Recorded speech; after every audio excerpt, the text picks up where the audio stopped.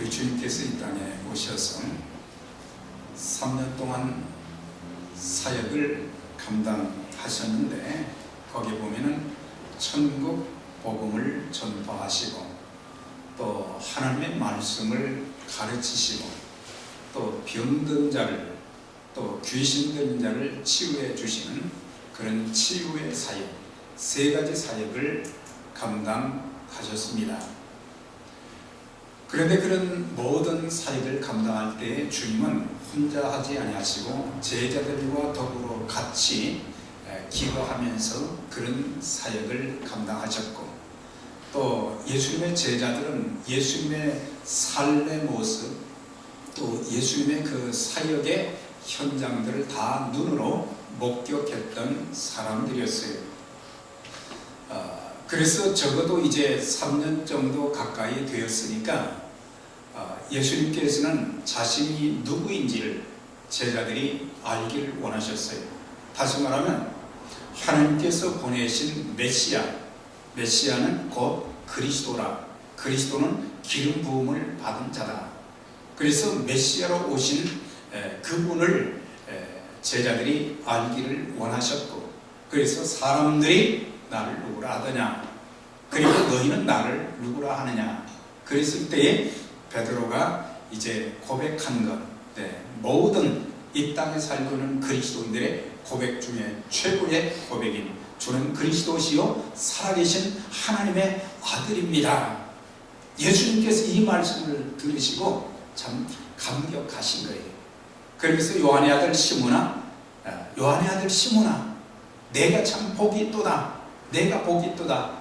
내가 이 반석에 내 교회를 세우리니 음부의 권세가 이기지 못하리라. 내가 천국 열쇠를 너에게 줄 것이니.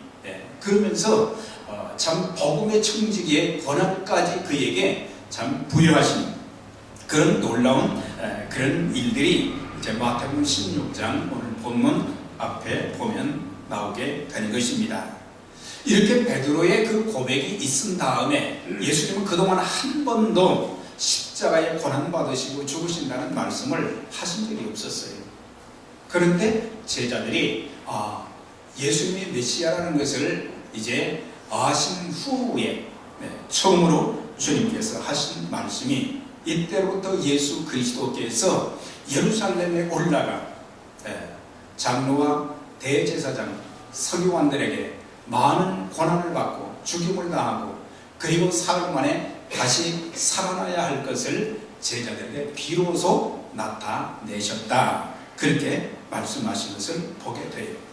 그래서 예수 그리스도를 구세주와 주님으로 믿는, 주는 그리스도시요 이제 살아계신 하나님의 아들입니다, 그것을 고백한 사람들의 그 신앙의 터전 위에 이제 주님께서 마지막 십자가상에서의 그런 사역이 어떤 사역인가를 구체적으로 말씀하신 것을 보게 됩니다.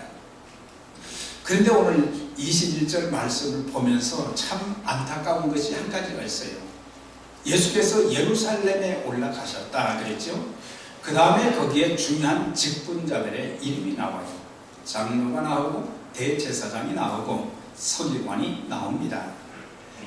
그때 당시에 이 직분들은요 참 아름다운 영광스러운 그런 직분들이죠. 이 장로는 나이가 많다는 그런 의미도 있지만은 정치 종교의 지도자로서 많은 사람들에게 존경을 받는 사람들을 장로로 세웠다 그랬어요. 그러니까 백성들에게 존경을 한 몸에 안고 있던 그 장로, 대제사장은 하나님과 인간의 그 관계를 이어주기 위해서 중간 역할을 했던 사람이 대제사장 아닙니까? 대제사장들은 1년에 단 한 번 말이죠. 그 많은 제사장들이 있고 또 대제사장들이 있는데 그 대제사장이 1년에 한 번밖에 이제 지성소에 들어갈 수 없거든요. 백성들의 죄를 대신하기 위해서. 그런 귀한 직분을 가진 대제사장, 하나님 말씀을 연구하고 복사하고 또 이제 가르치는 일을 하는 서기관, 얼마나 중요합니까? 하나님과는 참 깊은 관계가 있고 하나님의 말씀과도 관계가 있는 그런 귀한 주님의 일꾼들이 그 직분을 가진 사람들이었어요. 그런데 예수님께서 안 믿는 사람들, 불신자들, 그런 사람들에게 죽임을 당한 것이 아니고 바로 그 사람들에게 고소를 당하고 그 사람들에게 시기와 질투를 받으시고 또한 고난받으시고 죽으셨다고 하는 사실이에요. 예수님이 이 땅에 내려오신, 인간의 몸을 입고 내려오신 것, 그리고 십자가에 고난받아서 죽으시는 것은 하나님의 뜻입니다. 그럼에도 불구하고 그렇게 악한 일에 쓰임받은 종교 지도자들을 보면서 참 안타깝고 불쌍하다. 그래서 주님께서는 이런 사람들을 이제 칭찬하지 아니하셨어요. 화 있을진저 외식하는 바리새인과 사두개인들이요, 끊임없이 책망하셨던 것을 보게 돼요. 그래서 우리가 이제 참 이 땅에 살면서 하나님의 사역을 이제 이루어가는 그 과정 속에 하나님이 우리를 직분자로 세우신 걸 늘 감사해야 되고, 또 우리의 그 직분을 통해서 하나님이 원하시는 그런 일들을 이루어 나가야 되는 것입니다. 그래서 교회가 아름답게 성장하고 또 교회가 선교적인 사명을 잘 감당할 수 있도록 직분자들이 잘하면 교회가 아름답게 세워지게 되는 것입니다. 그러나 반대로 이 직분자들이 바로 서지 못하게 되면 교회가 상하고 교회가 찢겨지고 많은 성도들이 고통을 겪게 되는 것입니다. 그래서 2000년 기독교 역사에 가룟유다의 이름만 그렇게 나오는 것이 아니고 바로 장로, 대제사장, 종교 지도자들이, 서기관, 이런 사람들이 여기에 있는 것을 참 보게 되는 것입니다. 그러면서 그들에게 고통을 받으시고 십자가에 죽으실 뿐만 아니라 그리고 사흘 만에 다시 살아나야 된다. 그래서 예수님께서는 이제 십자가의 죽음을 이미 각오를 하셨던 거예요. 제자들은 전혀 몰랐어요. 제자들은 전혀 몰랐지만은, 깨닫지를 못했지만은 주님께서는 십자가에 그리스도께서 죽으셔야 모든 인류가 죄사함을 받고 하나님께로 나아가는 길을 얻게 된다는 것을 주님이 아셨기 때문에 그분은 작정하시고, 그래서 예수님께서 제자들에게 이 죽음과 부활, 예루살렘에 올라가서 종교 지도자들에게 고난받으시고 죽으신다는 것을 그 다음에도 마태복음 17장에도 마태복음 20장에도 세 번씩이나 계속해서 강조하셨던 것을 보게 되는 것입니다. 그래서 예수님이 예루살렘에 올라가실 때에도요, 뭐 제자들은 예수님이 유대인의 왕이 되면 한 자리 할 것, 이런 생각에 이제 사로잡혀 있었지만 예수님이 십자가를 바라보고,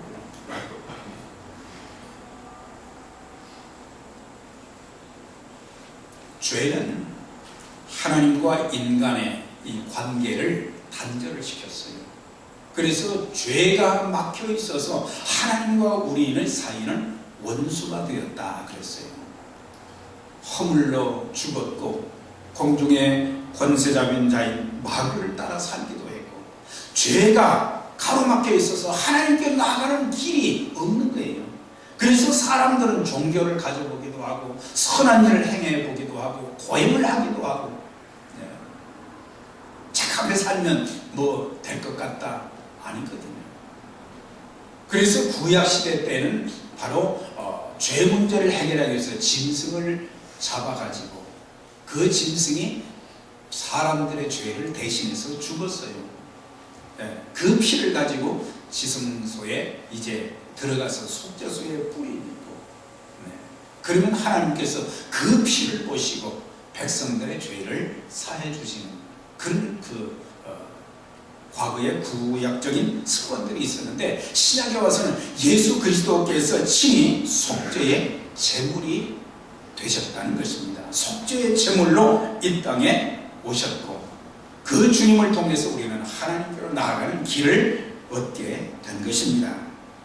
히브리서 10장 19절에 보면, 그러므로 형제들아 우리가 예수의 피를 힘입어 성소에 들어갈 담력을 얻었나니 그 길은 우리를 위하여 휘장 가운데로 열어놓으신 새로운 살 길이요, 휘장은 곧 그의 육체니라. 우리가 성경을 계속해서도 읽다 보면은 예수님이 십자가에서 운명하셨을 때에 성소의 휘장이 위에서 아래로 찢어졌다 그랬어요. 그러니까 성소와 지성소를 이제 막아놓은 휘장이 찢어진 거예요. 그러므로 우리는 하나님께 나아갈 수 있는 길을 주님이 열어주셨기 때문에 우리가 주님 앞에 나와서 예배 드릴 수 있는 것이고, 또 우리가 직접 주님 앞에 엎드려 기도할 수 있는 것이고, 우리가 아무리 힘들고 어려울 때마다 주님 앞에 나와서 기도하고 주님의 도움을 구하고 주님의 인도하심을 구하고 하나님과의 만남을 갖게 되고 거기서 주님의 음성을 듣기도 하고 말이죠. 그래서 예수 그리스도로 말미암아 우리가 하나님께로 나아갈 수 있는 이 길이 열렸다는 것이 이게 보통 축복이 아니거든요. 예수 그리스도를 믿는 사람들, 그 사람들에게는 하나님 앞에 언제든지 나아갈 수 있도록 길을 열어주십니다. 제가 지금까지 살아오면서 이제 60이 넘도록 이렇게 쭉 살아오면서 제가 제 인생의 가장 큰 축복, 뭐 제가 한 건 아니지만은 제가 잘한 것이 있다면 한 가지가 있어요. 제가 한 것은 아니지만은 하나님의 은혜지만 예수 믿은 거예요. 다른 건 말이죠. 뭐 내놓을 것도 없고. 그런데 내가 예수님을 알았다는 것, 내가 그 예수님을 믿었다는 것, 내가 그 주님의 그 복음을 위해서 쓰임받은 일꾼이 되었다는 것, 이거는 보통 축복이 아니에요. 하나님 앞에 살면서 겪는 어려움들이 얼마나 많았겠어요. 뭐 여기 이효연 집사님 가정뿐만 아니라 여기 계신 여러분들 한 주 한 주 살면서 겪는 어려움들이 얼마나 심했어요. 어떤 때는 참 포기하고 싶고, 어떤 때는 좌절이 되고, 어떤 때는 낭망이 되고, 이거 뭐 끝이 보이지 않고. 그렇지만 믿음으로 사는 사람들은 주님이 변함없이 인도해 주십니다. 감당할 수 없어도 감당할 수 있는 능력을 주십니다. 기가 막히게 웅덩이와 수렁 가운데 빠져서 이제는 끝장이구나. 그러면은 또 하나님의 크신 손이 나를 쫙 끌어올리고 말이죠. 사방이 다 그냥 가로막혀 있는 거예요. 어디 문이 안 보이고 길이 안 보이고 빛이 안 보이고, 그런데 또 주님께서는 또 다른 문을 열어주시더란 말이지. 빛이 안 보이는 것 같은데 또 빛이 보이는 거예요.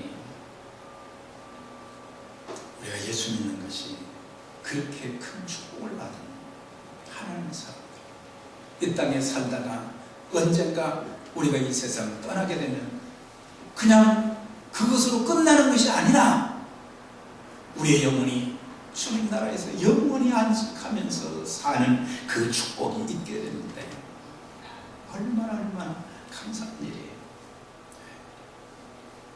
그래서 주님께서 이런 길을 열어주셨다는 말이죠. 그런데 말씀에 보니까 예수님께서 제자들에게 내가 예루살렘에 올라가서 죽임을 당할 것이다, 그 말씀을 하시니까 베드로는, 주님을 따랐던 베드로는 예수님이 하신 말씀을 이해할 수가 없었어요. 자기는 수제자로 예루살렘에 올라가서 예수님이 유대인의 왕이 되시면 거기서 한 자리 할 것으로 생각을 하고 있었는데, 베드로는 예수님 따르면서도 항상 그런 생각이 많았어요. 예수님이 제자 야고보와 요한도 말이죠. 주님이 왕이 되시면 주의 우편에 주의 좌편에 앉게 해달라고 말이죠. 전부 세상적인 욕심에 사로잡혀 있었던 것을 보게 되는 것입니다. 그러면서 베드로가 말이죠, 말씀 보니까 예수님을 붙들고, 그냥 말하면 예수님을 붙들고 항변하여 가로되, 항의하여 가로되, 주여 그리마옵소서, 이 일이 결코 주에게 미치지 아니하리이다. 이렇게 예수님 생각을 하나? 그런데 다른 생각이 있는 거예요. 베드로, 다른 생각이 있는 거예요. 주님이 죽으시면 자기는 뭐냐는 말이죠. 베드로가 한 번은 말이죠, 주님께 물었어요. 주님, 우리가 모든 것을 버리고 주님을 따랐는데 우리에게 돌아올 것이 뭡니까? 항상 거기에 관심이 있어요.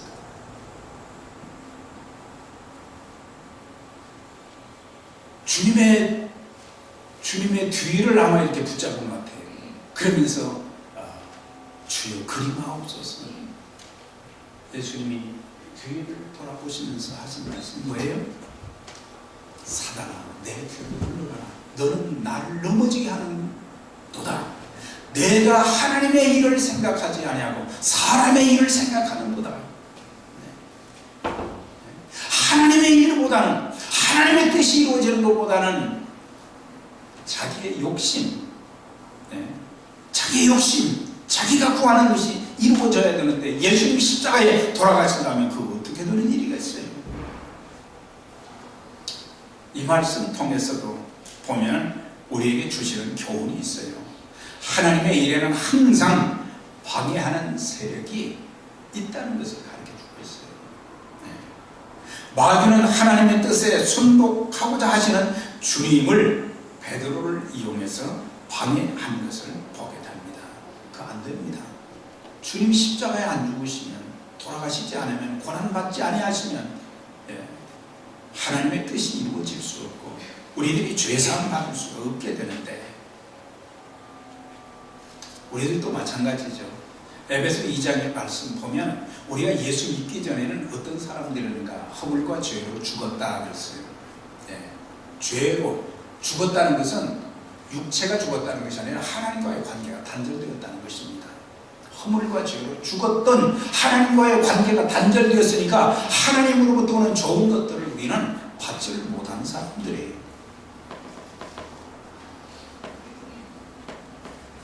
공중의 권세 잡은 자 마귀를 추종했다. 그러니까 마귀의 노예가 되고 마귀의 종이 되어서 마귀가 시키는 대로 그렇게 살았던 우리들을 그리스도 예수께서 우리를 살리셨도다 그랬거든요. 하나님과의 관계를 이어주었다는 것입니다.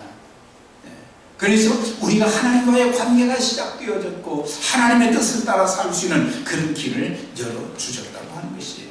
그러면서 우리가 또한 영생을 얻고 언젠가는 우리가 하나님 나라에서 영원히 살 수 있는 그런 축복을 주셨는데, 그래서 믿음 생활을 이렇게 잘 하려고 하면요 마귀가 참 방해를 많이 해요. 제가 예수님을 처음 영접하고 난 이후부터 지금까지 참 가족들로부터 받은 핍박이 적지 않은 것은 교회 가지 말라는 거예요. 예수 믿지 말라는 거예요. 가족들로부터, 이웃들로부터 삶의 숱한 고난과 역경,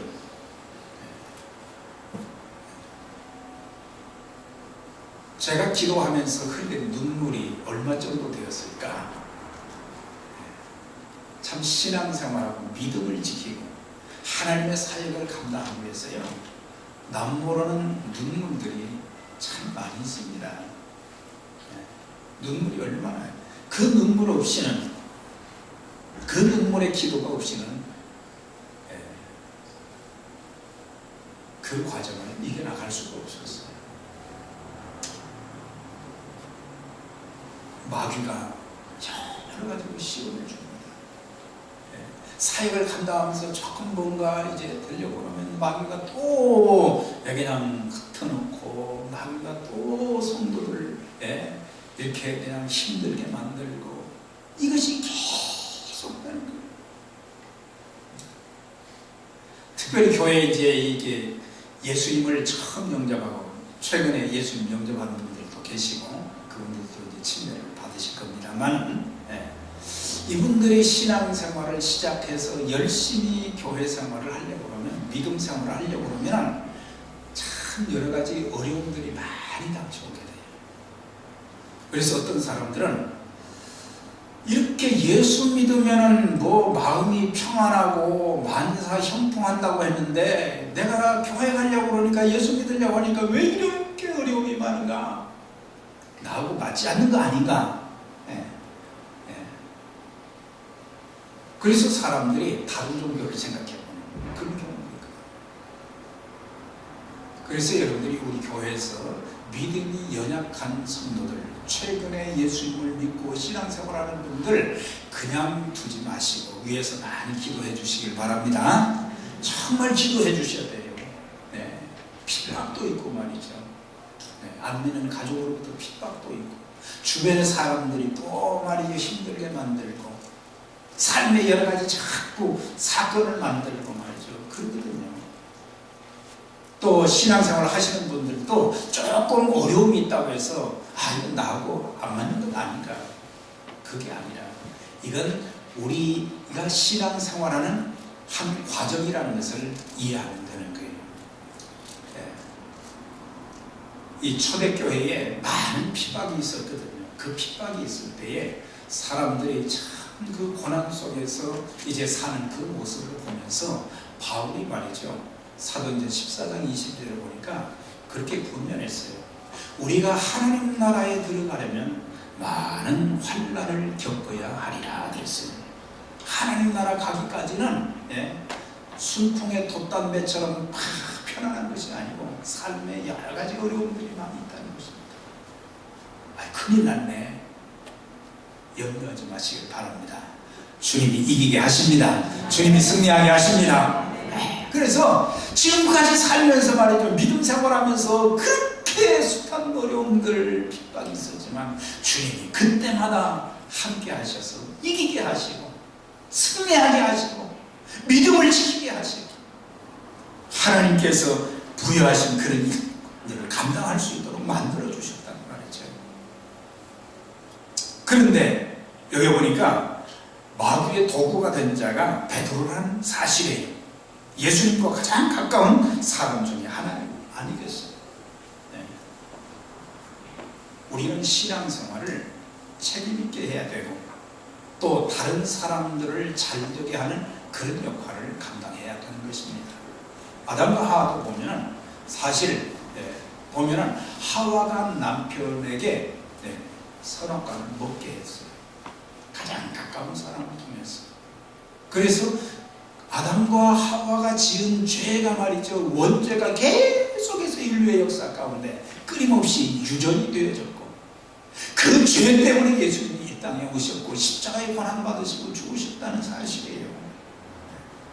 그러니까 가까운 사람들일수록 말이죠. 우리가 신앙으로 잘 묶여져야 돼요. 인간적으로 가까운 것은 그건 좋은 것이 아닙니다. 신앙으로 가까워져야 돼요. 제가 사역을 감당하다 보니까 교회 안에 여러 가지 어려움들은 신앙의 사람들로 묶여지면 문제가 없어요. 같이 기도하거든요. 같이 인내하거든요.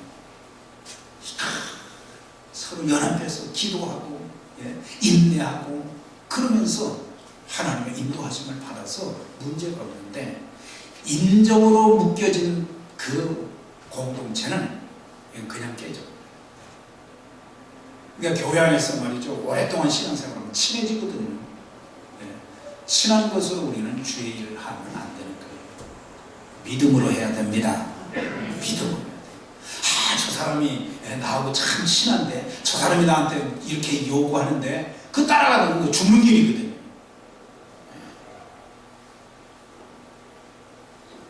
그래서 무슨 일이 있을 때 인간적으로 생각하면 안 되는 거예요. 이것이 하나님 뜻인가?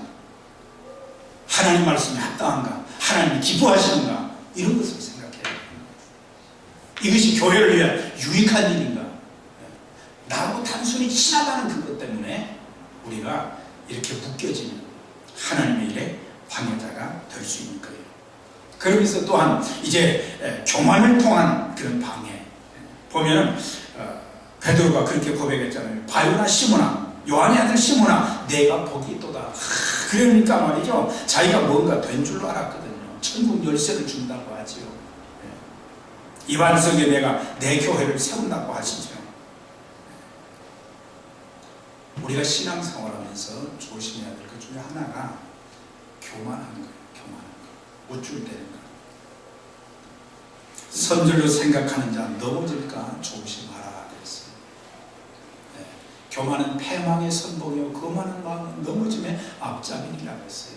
하나님은 교만한 자를 물리치시고 겸손한 자에게 은혜를 주신다고 하셨어요. 네. 여러분들 평생 겸손하게 섬기는 자들이 되시길 바랍니다. 네. 그래서 자기의 유익보다는 하나님의 일을 먼저 생각하고 겸손해야 됩니다. 자기의 유익보다는 교회의 유익이 우선이라고. 자신을 기쁘게 하기보다는 하나님을 기쁘시게 하는 그런 사람들이 되어지면서 내 자신을 살피고 기도하게 되면요, 겸손해질 수밖에 없어요. 나는 자랑할 것이 없구나. 믿음을 가진 것도 선물이요, 직분을 가진 것도 선물이요, 우리가 살고 있는 모든 것이 다 하나님의 은혜란 말이죠. 하나님의 은혜인데 종종 우리는 사단, 우리로 하여금 말이죠, 그런 마음을 주게 해서 넘어지게 만들거든요. 주님의 하신 말씀이 사단아 내 뒤로 물러가라. 내가 하나님의 일을 생각지 않고 사람의 일을 생각하는구나. 그러면서 하나님의 일에 대해서 구체적으로 말씀한 것이 바로 24절 말씀 아니에요. 자기를 부인하고 아무든지 나를 따라오거든 자기를 부인하고 자기 십자가를 지고 그리고 나를 쫓아올 것이다. 그렇게 말씀하신 것을 볼 수가 있어요. 그러니까 그리스도의 죽음이 없이는, 그리스도의 고난과 죽음이 없이는 부활도 없다는 사실을 우리가 알아야 돼요. 살면서 고난이 없이 영광을 우리는 취할 수가 없는 것입니다. 고난이 많아요. 네.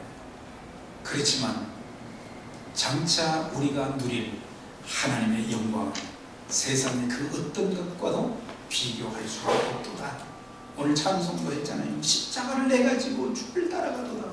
네. 세상의 모든 것을 잃어버려도 나는 주님을 따라가겠다. 네.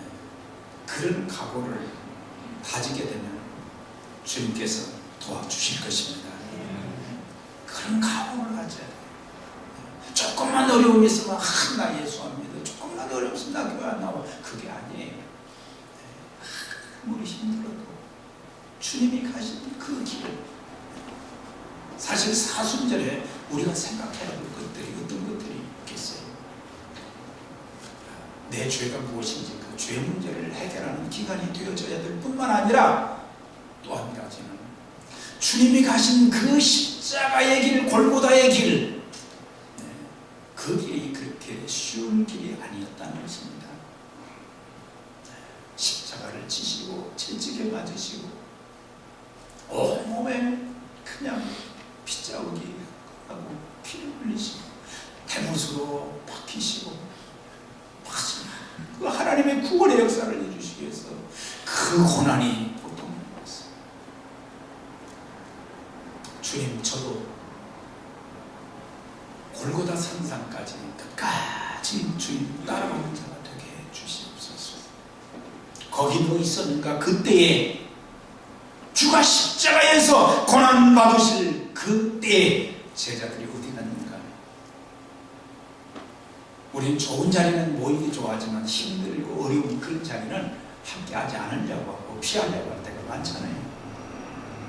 하나님의 교회를 세워가면서 말이죠, 좋은 것은 다 내가 누리고 힘들고 어려울 때 말이죠, 같이 하는 자세가 필요하거든요. 힘들 때, 교회가 힘들 때, 성도들이 어려울 때 같이 말이죠, 붙잡고 기도하고 우리가 조금 더 힘을 냅시다.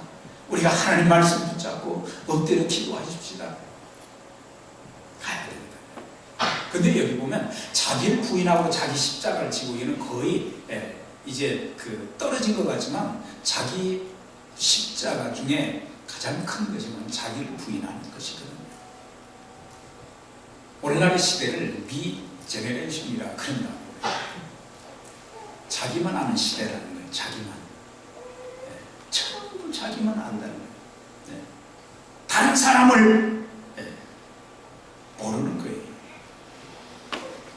그래서 우리의 삶 속에 가장 큰 문제는 뭐냐? 자기를 부인하는 것이 십자가다. 자기를 부인하는 것. 자기 생각이 문제가 될 때가 많아요. 그래서 내 생각은 내 생각이 아니라 주님의 말씀에 의하면 그래야 되거든. 자기 욕심. 우리가 신앙생활 하면서도 주님은 이타적인 삶을 사는 것을 인정하면서도 내 모습을 보면 욕심이 말이죠. 끝이 없어요. 그 욕심을 내려놓는 거 참 중요하거든. 욕심을 좀 내려놓아야 돼요. 인간적인 욕심을 내려놓아야 돼요. 욕심이 가정에 화를 부르고 욕심이 교회의 성장을 방해하는 것이에요. 욕심을 좀 내려놓는 거예요. 그 욕심을 내려놓는 것이 자기를 부인하는 것이에요. 그것이 그렇게 어렵기 때문에 십자가처럼 생각이 되는 거예요. 자기 주관, 자기 수단, 자기 방법.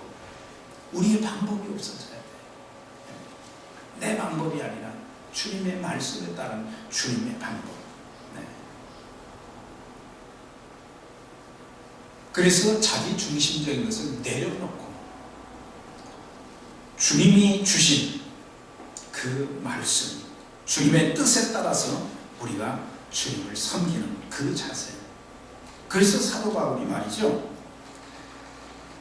자기 자신은 날마다 죽는다 그랬어요.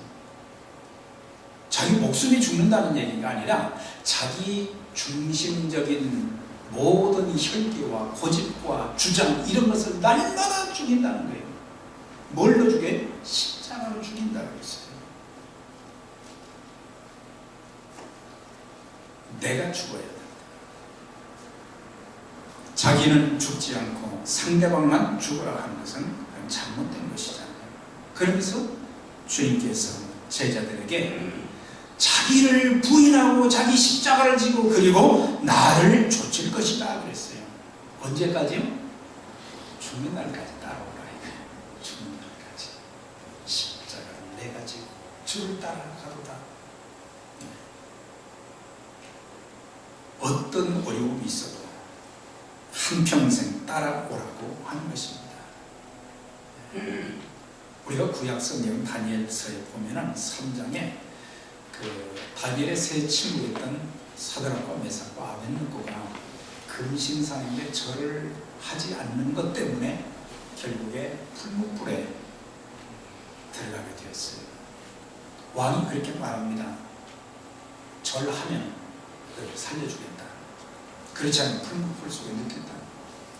그때 그들이 어떤 고백을 합니까? 왕이여, 우리가 풀무불에 들어갈지라도 하나님이 우리를 살리실 것입니다. 그러나 그리 아니하실지라도 우리가 풀무불 속에 들어가서 불에 타서 죽는다고 할지라도 절대로 우리는 신상 앞에 절을 할 수가 없습니다. 목숨을 걸고 믿음을 지킨 거예요. 목숨 걸고 신앙을 지킨 거예요. 여러분들 조금 힘들다고 무너지지 않기를 바랍니다. 믿음이 무너지지 않아야 돼요. 작은 것 때문에 그거 조금 힘들다고. 전능하신 하나님이 우리와 함께 하셔서 이길 수 있게 만들어 주시는데 우리가 뭘 그렇게 살다 보면 어떤 때 참 답답할 때가 있어요. 또 뭐 내일 생각해도 내일 뭐 뾰족한 수도 없어요. 그래서 입에 마음에 말이죠. 범죄하게 되고 입술로도 범죄하게 되고 예수 믿는 사람 말답지 않게 말이죠. 그렇게 말도 하고 그럴 때가 있잖아요. 그러나 그때 고통스럽고 힘들지만 내가 주님 의지합니다. 주님께 내 인생 전체를 맡깁니다. 주님 도와주세요. 그러면 하나님의 역사, 하나님의 기적이 있게 되는 줄 믿습니다. 하나님 그때 일하시는 거예요. 하나님 그때 일하시는 거예요. 주님 하신 그 길 마지막 순간까지 우리는 가야 돼요. 우리가 살면서 겪는 고난은요, 하나님께서 나를 훈련시키시고 다듬으시고 제자다운 삶을 살도록 만들어주시는 그런 매개체가 되는 것입니다. 힘들어도 우리는 그 길을 가야 되는 거예요. 우리가 구원받는데 치러야 할 대가는 없지만 주님께서 이제 다 치러주셨지만 그러나 주님의 뜻을 이루기 위해서는 치러야 될 대가가 있다는 것입니다. 독일의 신학자인 본 웨퍼가 이 시대가 왜 이렇게 어두운가, 이 시대를 사는 그리스도인들이 대가를 치르기를 거절하고 싸우려 은혜에 도취하고 있기 때문이다. 맞는 말이죠. 구원은 아무 공로 없이 받았잖아요. 근데 다른 것도 그냥 공짜로 다 받더라고요. 우리의 구원은 절대 싸구려가 아닙니다. 하나님의 아들 그리스도께서 이 땅에 오셔서 값지고 귀한 생명을 버리셨어요. 값지고 귀한 생명을 버리심으로 우리가 구원받고 하나님의 자녀가 되고 영생을 볼 우리가 누리게 된 거예요. 값싼 것이 아닙니다. 그리스도의 희생, 그리스도의 고난, 그리스도의 죽으심으로 말미암아 그렇게 되었는데 우리는 그 예수 등에 없고 그냥 말이죠. 편안하게 살려고. 사도 바울이 그런 고백을 했어요. 우리가 살아도 주를 위해서 살고 죽어도 주를 위해서 죽나니 그러므로 우리는 사나 죽으나 주의 것이로다. 주를 위해서 살고 주를 위해서 죽겠다. 사나 죽으나 나는 주님의 것이다. 난 주님 것이다. 주님께 쓰임받기를 원하는 그런 아름다운 모습이었어요. 자, 이제 마지막으로 이 말씀 한번 읽으십시다. 마태복음 17장 27절 28절 다 같이 읽습니다. 27절 28절 시작. 인자가 아버지의 영광으로 그 천사들과 함께 오리니 그때 각 사람이 행한 대로 갚으리라. 진실로 너희에게 이르노니 여기 섰는 사람 중에 죽기 전에 인자가 그 왕권을 가지고 오는 것을 볼 자들도 있느니라 그랬어요. 이제 주님께서는 이제 우리에게 자기를 부인하고 자기 십자가를 지고 나를 따라오라고, 그것으로 끝난 것이 아니에요. 우리에게 약속해 주신 것이 있어요. 환난과 풍파와 권고와 어려움이 있지만 우리가 주님을 따라간 삶이 되어지게 될 때에 영광 중에 다시 오실 주님을 만나는 역사가 있게 된다는 것입니다. 그날이 그리스도인들에게 최고의 감격의 날이 될 수 있는 거잖아요. 주님께서 천사랑의 나팔소리와 함께 더불어 이 땅에 다시 오시는 그 광경을 눈으로 볼 자들도 있다 그랬어요. 얼마나 영광스러운 그 장면이. 그러면서 주님께서 우리를 공중으로 끌어올리시고 그걸로 끝나는 것이 아니라 또 한 가지는 행한 대로 갚아주신다 그랬어요. 우리가 어떻게 살아가는가, 어떻게 믿음 지키는가, 많은 눈물과 고난이 있었지만 끝까지 주님 믿는 그 믿음을 가지고 살았을 때 때로는 몸도 아프고 경제적으로 힘들고 삶의 어려움이 많음에도 불구하고 주님께서 맡기신 그 사명을 충성되게 감당하는 그런 사람들에게 주님께서 상금을 예비해 주셨다는 것입니다. 보라, 내가 속히 오리니 내가 줄 상이 내게 있어 각 사람에게 그가 행한 대로 갚아줄 것이다. 얼마나 축복된 날이겠어요.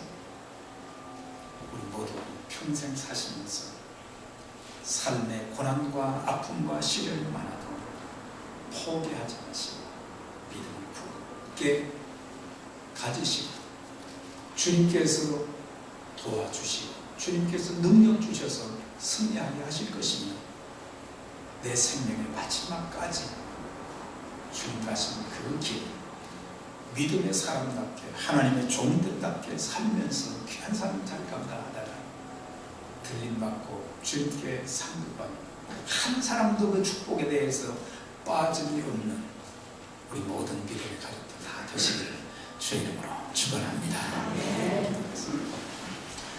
전능하신 하나님 감사합니다. 주신 말씀 기억하고 참 험난한 세상 가운데서도 환난과 핍박과 시련이 많지만 하나님 저희들 믿음을 지키게 하시고 사람의 일보다는 하나님의 일에 더 많은 관심을 두고 하나님께서 주신 건강과 생명과 은사와 재물과 이제 모든 것을 가지고 주님께 쓰임받게 하시고 또한 저희들 자신을 부인하고 십자가를 지고 끝까지 주님을 잘 따라가는 믿음의 승리자들, 십자가의 승리자들이 다 되게 하시고 영광스러운 주님을 기쁨으로 감격 속에 만나고 또 주님께서 이제 예비하신 그 상급을 받는 하나님의 거룩한 백성들, 주의 몸된 교회가 될 수 있도록 하나님 축복해 주옵소서. 예수님 이름으로 기도하옵나이다.